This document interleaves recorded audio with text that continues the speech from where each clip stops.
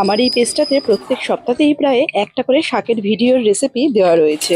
আর সত্যি কথা বলতে গেলে শাক রান্নাটা এত বেশি হয় যে বিভিন্ন রকমের রেসিপি খেতে কিন্তু দুর্দান্ত লাগে। আর এই শাক রান্নার সময় ম্যাক্সিমাম রেসিপি কিন্তু একেবারে একদম সাদামাটা, খুব একটা বিশেষ মাছের ছোঁয়া তার মধ্যে থাকে না।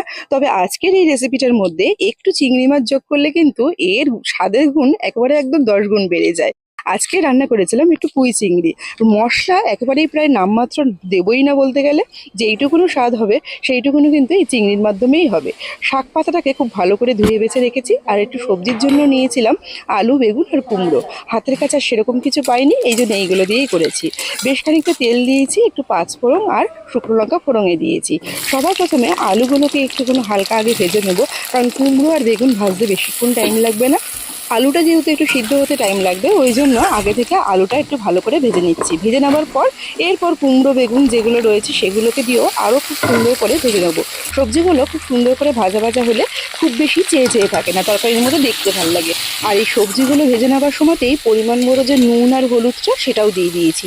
হলুদের সাহায্যে সবজিটা ভেজে নেব। খুব সুন্দর করে সবজিটা ভাজা হয়ে গেলে এর মধ্যে দিয়ে দিয়েছি 1 চামচ আদা আর জিরে বাটা। একটু জলের মধ্যে গুলিয়ে দিয়ে দিয়েছি, কারণ মশলাটা একদমই কম। খুব ভালো করে সবজির সাথে মিশিয়ে নিয়ে মশলার কাঁচা গন্ধটা যাওয়া পর্যন্ত একটু অপেক্ষা করতে হবে।